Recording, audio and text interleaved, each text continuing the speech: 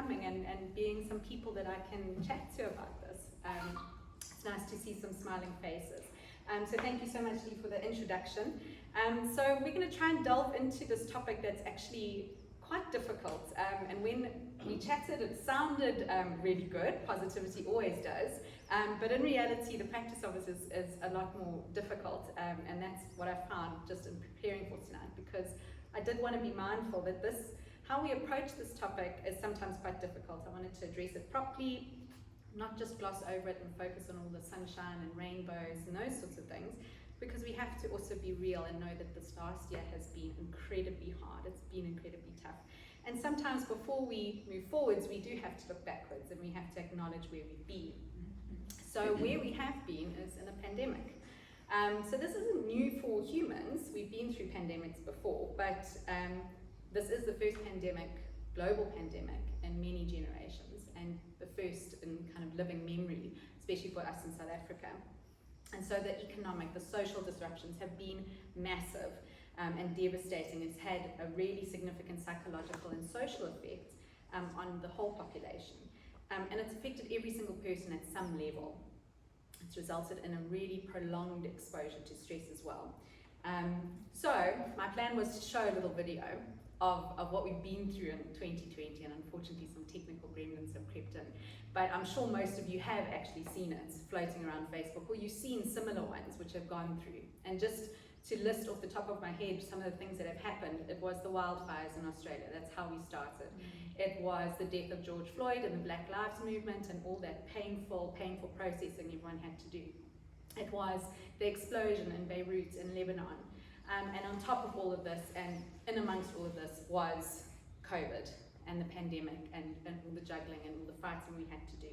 So 2020 really was one for the record books. And when I was going through and getting some information, I was looking and kind of comparing the different years. And you know, every year has its challenges, has its ups and downs, but really 2020, I think, really took the cake in terms of that positivity and negativity and how out of balance a lot of things got.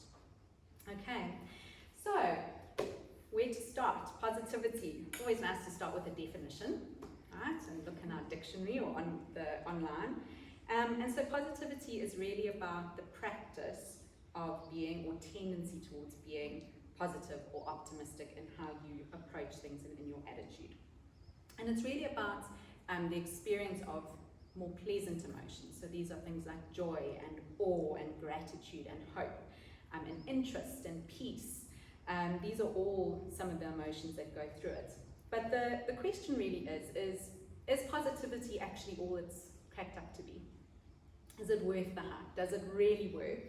And if it does, how do we make positivity a meaningful part of our lives? So there's a quote, which I'm sure you've also all seen floating around, and it's apparently by an author called Charles Swindoll, that says that life is 10% what happens to me and 90% how I react to it. And anxiety and worry are very normal reactions, and actually very adaptive reactions to all the disruption and uncertainty that we have been experiencing. And as the world seems to slide into this chaos and tension, we are experiencing this kind of upsurge and resurgence of a focus on positivity. So people are seeking out solutions for negativity and fear that's been on the rise. And so a positive mindset is one of those things that we kind of turn to help us find some peace and joy. But we do also have a difficult relationship with positivity some of the time. And why that is that we've actually had some bad examples of positivity sometimes. People who don't really understand what positivity is and isn't can sometimes do some serious damage. And what we don't want to do, or what we do want to do rather, is we want to find the truth of positivity so that we can add it as a tool in our toolbox or in our toolkit. The other part is also that positivity actually isn't always easy. Again, it's not the sunshines and rainbows. Positive mindset doesn't magically stop all the terrible things that happen in the world. So a lot of the time we give up and we say, oh, it's worthless, it doesn't actually work. So we need to try and find this balance between these two ideas.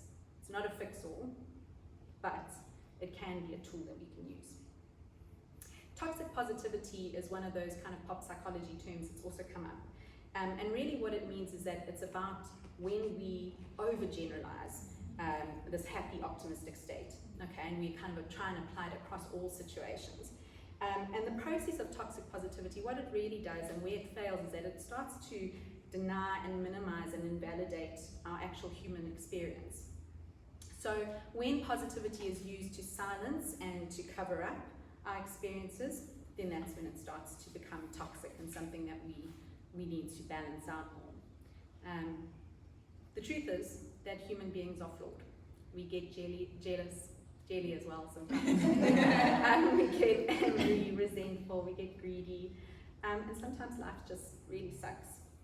So if we pretend that we are just full of positive vibes all day, we're actually denying what our experience really is.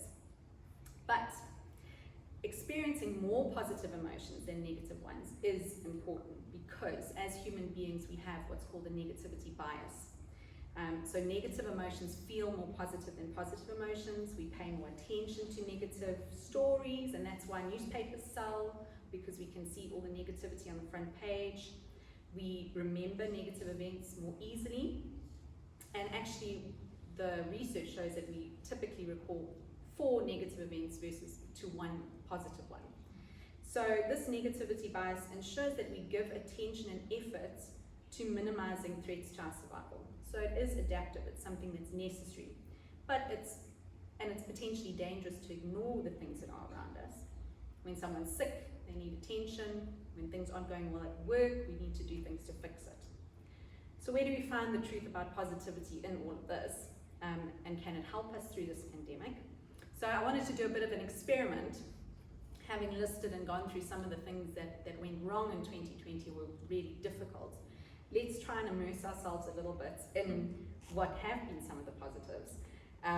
Some of it we may have experienced personally, but there are actually a lot of subtle changes as well that research is starting to pick up and come out with. Okay, so the first one, and I think one of the ones that has hit home for a lot of us, is this community spirit that's come up and come about. So despite the fact that we were shut in our homes for a lot of last year, and trying to keep socially distanced and away from people, many communities have actually never been closer. So there are community support groups that have sprung up all over the world. There are volunteers and people doing shopping and getting prescriptions for elderly people or those that are vulnerable. In the UK, the response to the NHS asking for 250,000 volunteers was 750,000 volunteers. In the UAE, there's a buddy system that's evolved to help with advice and psychological support, and even careers workshops to help people who are out of work. And that's not to mention, especially thinking back to the hard lockdown, the community concerts, the sing-alongs, the videos you saw coming out of Italy of opera singers and people playing instruments, things that we saw here in South Africa as well. Bringing people together in their neighborhoods, on their balconies, clapping for our frontline medical workers. These were all amazing things that came out of that initial hard lockdown. And speaking personally, I know neighbors now that I never knew before. We've had the opportunity to slow down and to actually meet the people around us. Maybe not to spend huge amounts of time with them, but at least to put names to faces and to say hello. And that's been a really huge thing that has gotten so many people through lockdown. The second thing that I thought of and saw a lot, and this is something that's come up for me in the kids and the teenagers that I see, the number one thing that they say if we ask them to think of what were the good things about 2020 is that they got to spend more time with their families and with their parents in particular. We are all so busy living life, so whether it's just the busy schedule and running around to make ends meet and getting to appointments, that we sometimes lose those real genuine moments that we need to have with our loved ones. So COVID-19 has actually forced us to rethink a lot of the time how we interact and how much time we want to spend in what sorts of situations, and helps you build a better future. I think a lot of people are thinking about the work-life balance and how to bring about better balance sometimes into their homes and their families. And as life has slowed down, we've also found new ways to connect with people. So again, on a personal note, I've had friends that I haven't seen in years, but have connected with online and had more chats through all of this than we did before. So we also, I think, because of the threat to life and the threat of disease and illness, we've learned to appreciate our families more and appreciate our health more.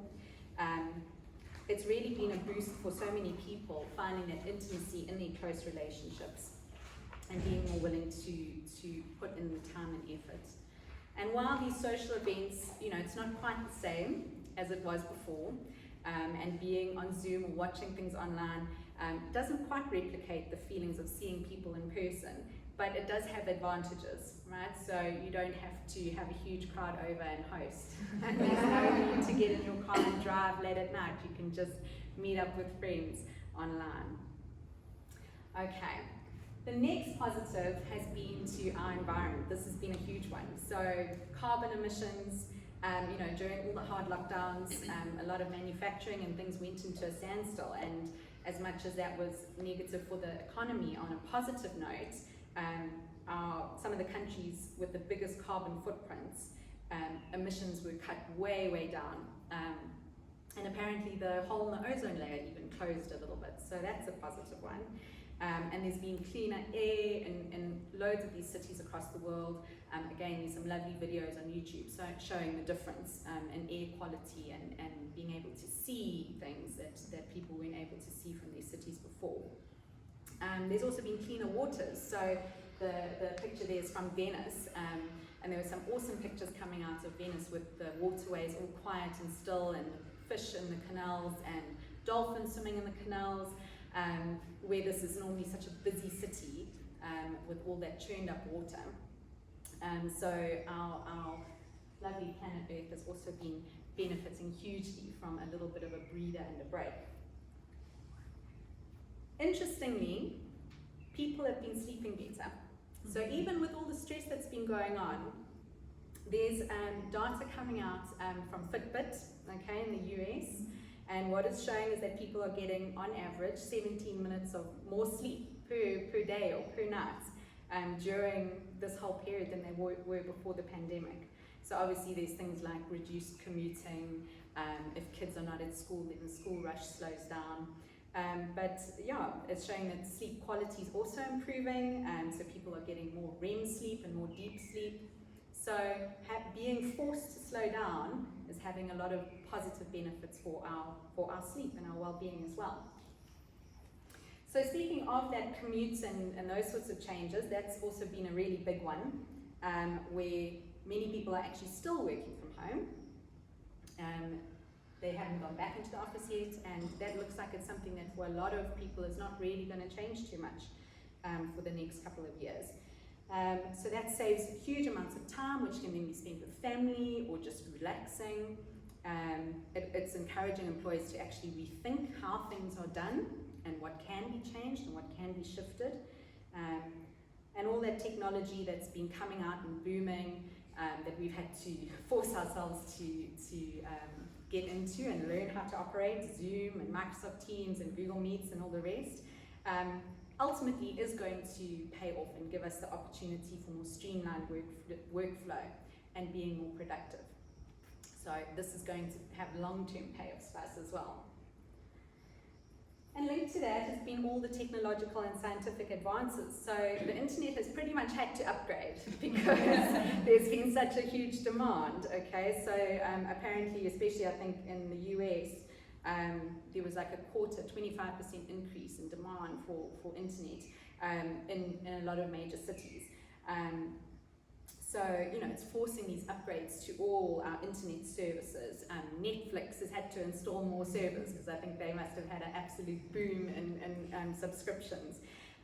All the mobile data, cell phone plans, those sorts of things, there's lots of changes happening and data being made available, or even free sometimes, and so we have better access to entertainment and all these things from the comfort of our own home. So the speed of this coronavirus spread has really been matched by a lot of our scientific insights as well. And as soon as this virus was discovered, our scientists and research groups worldwide went into overdrive and started looking at diagnostic tests and looking at public health measures to manage it, and then obviously also our vaccine development. And the quote that I've got here is that we've never progressed so fast with any other infectious agent. So much time, so many resources have been thrown at this that there's been miraculous and wonderful developments in all of these scientific spheres. Okay, so I'm hoping that my little experiments worked a little bit and that going through all this positive stuff has at least made us feel a bit better. And I know for me, just when I was doing the research into it, it's amazing how, you know, if you watch a video that shows this impact of 2020 and where things have been, and then you watch a really great video of, you know, of something that's completely different, or that shows people, you know, singing off their balconies and all those wonderful things that we spoke about, the shift in your perspective and in your emotion is almost instantaneous, and it's really wonderful. But why is it important? So why is it important to do that, to try and intentionally shift our focus and how we're feeling? Well, what we know is that positivity really directly impacts on our health and well-being. It increases our lifespan, it reduces depression and distress. Our immune systems get a boost, and the only thing I found is that it gives resistance to the common cold. I'm hoping that includes some COVID in there. So our psychological and physical well-being benefits, our cardiovascular health actually improves, and ultimately we have better coping skills during times of hardship and stress. So it's not quite clear exactly what the link is, but there are basically two theories here. Is that the more positive your outlook is, the better able you are to withstand the harmful effects of stress on your body. Okay, and then also that more positive people tend to lead more active, healthier lifestyles. So they tend to be more active physically, they tend to eat better, they don't smoke or drink or use more unhealthy coping mechanisms to cope with stress. But obviously we can't avoid negativity in our lives altogether. Bad things do happen, but as I said, it's that ratio of positive to negative emotions over time. And what we are trying to do is we're trying to build up enough positive experiences just to counterbalance those negative ones. And research in positivity indicates that those benefits occur in that 3-to-1 ratio. So we need to try, for every one negative, we need to try and build up 3 positives to counterbalance that. Okay, right, so how practically do we go about doing this? Okay. So the first thing is really to try and understand positive thinking and how it ties into what's called our self-talk. Okay, so self-talk is the stream of thoughts that are unspoken, that run through your head on a daily basis. And some of those thoughts are pretty well formed and planned. So when we are actually pondering something or planning something, those thoughts might be quite articulate. But other thoughts are a little bit more shapeless and a little bit more vague, and it's kind of just a general feeling about something. They can be positive or negative, obviously. And some of our self-talk comes from logic and reasoning and planning, but other self-talk can actually start to arise from misconceptions or from emotions and things that we create because we actually lack information. So if the thoughts that run through your head are largely negative, your outlook on life is going to be more pessimistic. If your thoughts are mostly positive, you are more likely to be an optimist and someone who practices positive thinking. The second thing is to understand that positivity isn't all or nothing. It doesn't mean keeping your head in the sand and ignoring the less pleasant situations in life. It just means that you are trying to approach unpleasantness in a more positive and productive way, and trying to think that the best is going to happen and not the worst. Okay. So, we need to focus on creating new habits. And this is something that takes time and practice. And it's about setting and following an intention. So here are some things that might help, okay? The first thing is to actually try and identify the areas that we do need to change. So with all of us, there are areas in our life that we generally are most negative about. So this might be our work, it could be that daily commute, it could be a relationship. The point is to start small by trying to just focus on one of those areas and trying to approach that in a more positive way. It's important to check in with yourself. So throughout the day, stop and evaluate what are you thinking. Some people even set a reminder on their phone or an alarm and try and think, okay, where's my headspace at right now? And if you're finding that your thoughts are mainly negative, trying to intentionally put a positive spin on them. Being open to humour, okay? And the one thing about the pandemic, there was a lot of humour, okay? Whether it's memes or cartoons and those sorts of things. We have to seek humour in these everyday happenings and give ourselves permission to smile and to laugh, especially during these difficult times. And then obviously trying to follow a healthy lifestyle, so our exercise and being active. We know that exercise affects our mood and it reduces stress. Following a healthy diet, so trying not to eat the cupcakes instead of exercising. And also learning techniques to manage stress. There's loads of stuff online, and I think as we are getting more into that online world, we can use these resources. So whether it's doing a guided meditation off of YouTube, whether it's looking into some relaxation techniques, deep breathing exercises, those are all really simple, quick and easy things that we can try and do on a daily basis. One of the most important things as well is to have a look at who you're surrounding yourself with. And trying as much as possible to surround yourself with positive people. If you have people in your life who are positive and supportive, you can depend on them for helpful advice and feedback. Negative people are draining on our resources. They might increase our stress levels and kind of make us doubt our ability to actually cope in healthy ways. And then finally, putting these things into practice and practicing this self-talk. Start by following one simple rule, which is basically that talk to yourself the way that you would want other people to talk to you, or that you would want to talk to others. Don't say anything to yourself that you wouldn't say to other people. And be gentle and encouraging with yourself. And if a negative thought enters into your mind, that's okay. Just evaluate it and try and respond with an affirmation about something that's good about you. Okay, so these are all little things that we can put into practice for ourselves, but how do we help our kids develop the same set of skills from an early age? The first thing is to try and shield them from that negativity actively and as much as we possibly can. So there's loads of information out there. Our kids are tech savvy, often more so than us, and they can access it and they do hear it. They do pick up on it. So if you are having conversations or the news is on in the background, it's amazing what little ears can hear and find and pick up.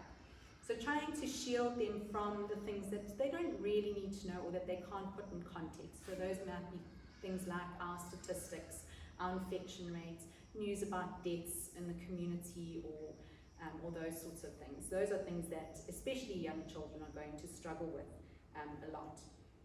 However, it is also important to address fears as they do come up. Okay, so our children rely on us for safety, both from a physical sense as well as emotionally, and it's really important for us to offer them that reassurance. So if those questions about the pandemic do come up, or they do overhear something that maybe wasn't quite meant for little ears, it is important to answer and to address things simply and honestly.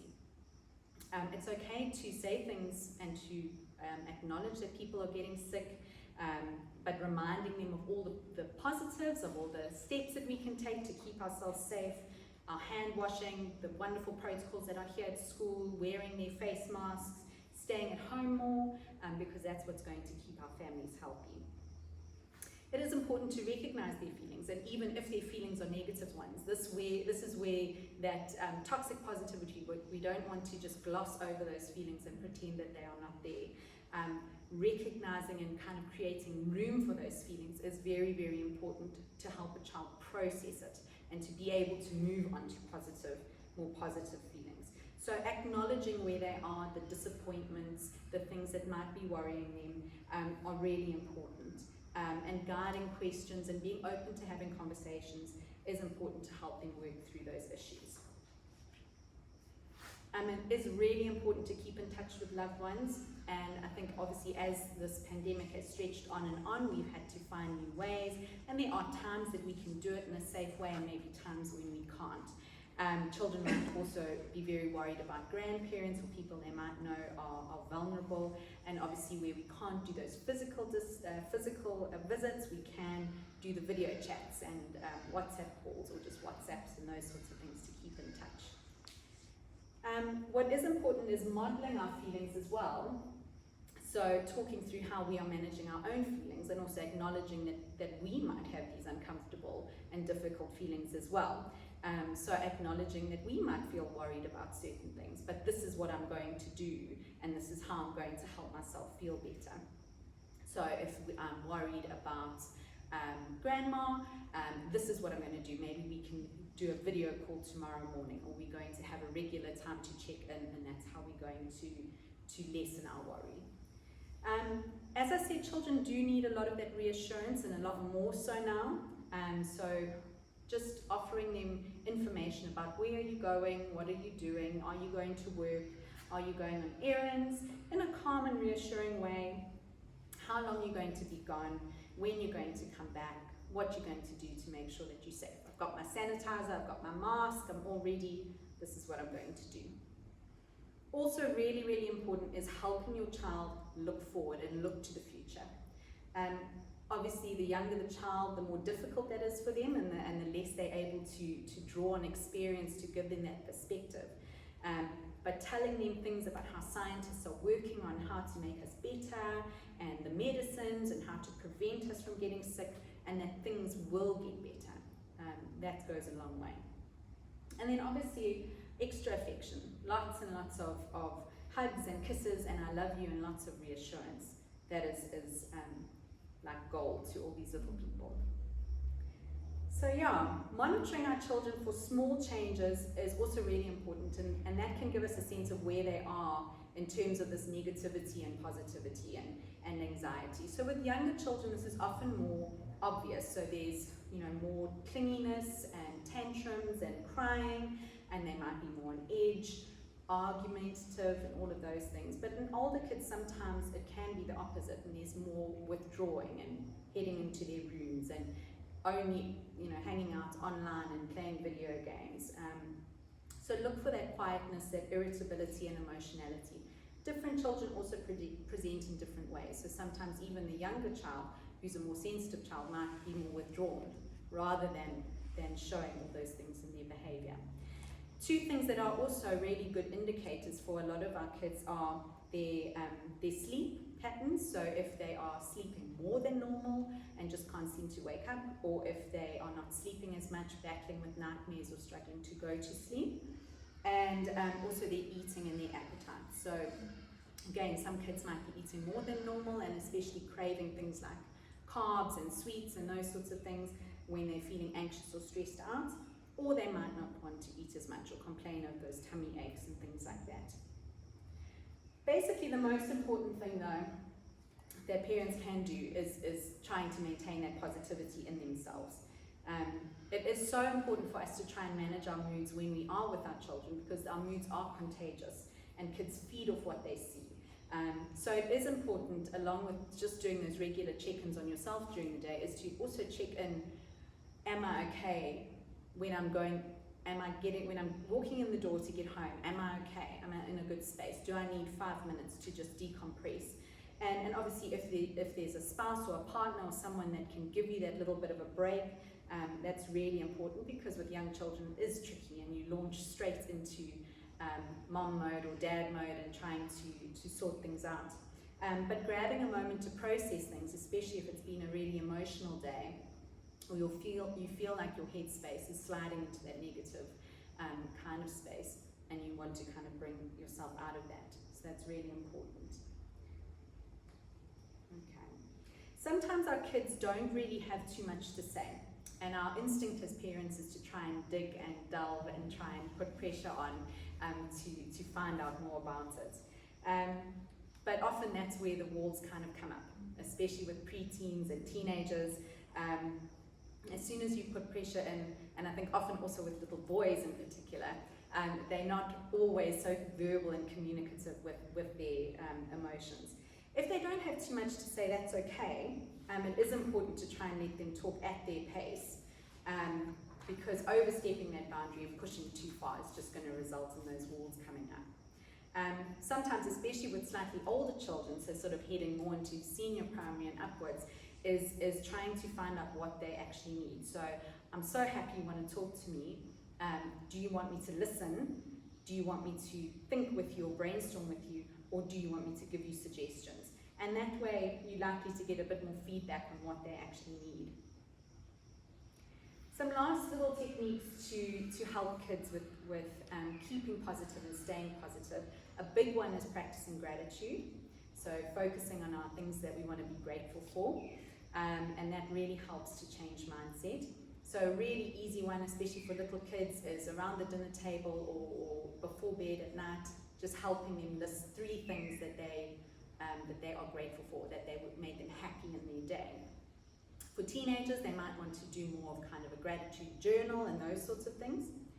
Helping others is also a huge way of reversing negativity. So volunteering, or for little kids, even those beautiful rainbow pictures that they were doing at the start of lockdown. Those are all wonderful ways of them feeling like they are impacting positively on people outside of their little zone.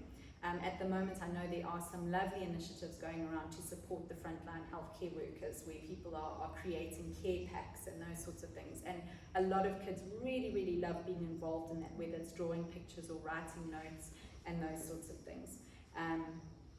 And I know we all, everyone got into it at the start of lockdown, and then we get busy again and we forget about doing those things. But taking time to do that for kids is actually huge. Okay, so as we also spoke about in our own lives, trying to intentionally replace negative thoughts with positive thoughts. Sometimes we also have to try and help our children do that as well. So a fun activity sometimes is to take a balloon, write down the negative thought that's on the balloon, pop it and replace it with a positive one instead. For those like me who hate balloons, pop it, okay? It can just be writing it down on a piece of paper, or even for little kids drawing a picture and then tearing up that picture of the negative thought or something that's kind of uncomfortable. For those that are adventurous with slightly older children under supervision, they can even maybe light a match and burn that in the brow or the fireplace. So doing those little rituals is a really concrete way of helping them see this very abstract idea of thoughts, and helping them feel empowered that they're actually doing something to replace those thoughts. Then obviously our healthy routines and sticking to routines. So now that schools and everything are back more in the swing of things, it becomes a little bit easier, but we don't know what the year's going to hold.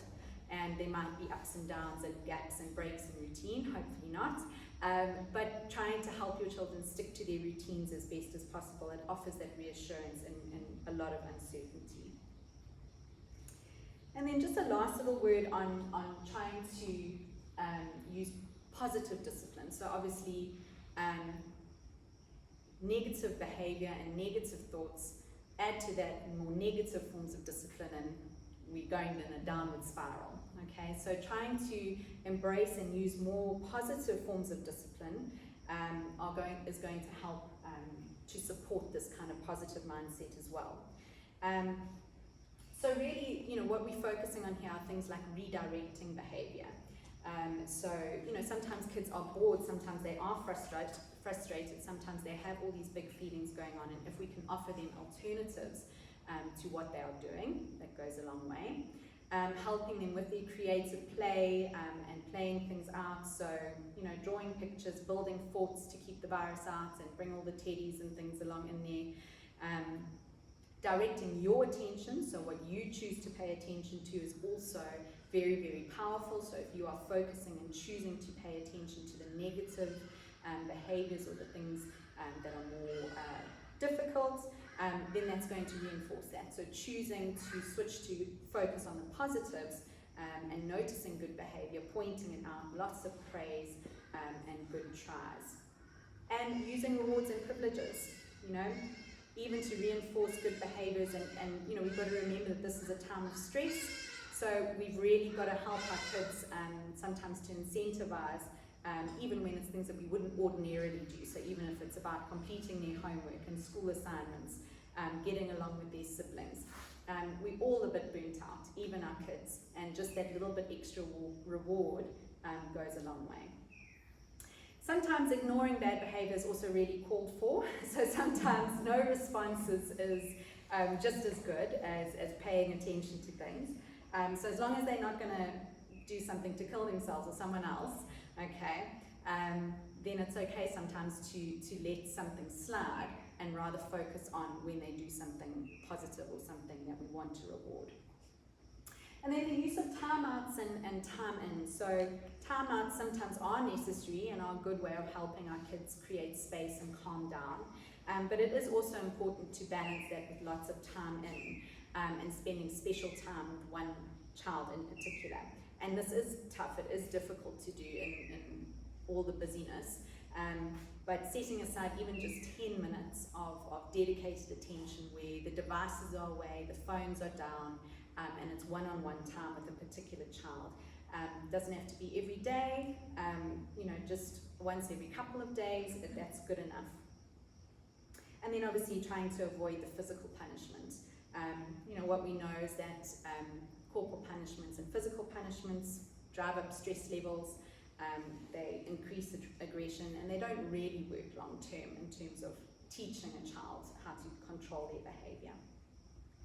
So, with all of those things being said, what we really know, and just to kind of wrap things up hopefully, is that people are actually more open to change in times of upheaval. So this window that we've been given, this very dark cloud that we're trying to find a silver lining in, it is an opportunity to create our new normal. The genie's out the bottle, there's no going back, and we can either focus on everything that we can't do because of a virus and all the ways that life has changed for the worse, or we can look at it as a strategic opportunity to intentionally create this change in our lives and work on shifting our perspective.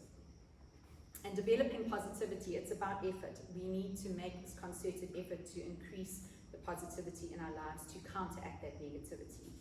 But going back to that ratio of 3 to 1, the important thing to remember, okay, because it sounds a bit discouraging, but it's not about the intensity of the emotion. So the stress of COVID and what we've been through can be counteracted by very simple, easy, small, positive gestures, whether it's little acts of kindness, trying to bring in a few extra positive thoughts throughout the day, that moves us closer to that tipping point. So, how many positive emotions have you experienced in the last 24 hours? What were they? Were they enough to make up for those negative ones? And can you think of something that you could do right now that would make you smile and feel more positive? And maybe just take a minute to count those blessings before you go. So thank you, everyone. Thank you to those who came tonight, and I hope that you just take away a feeling that creating positive moments in your life is actually achievable and also worthwhile.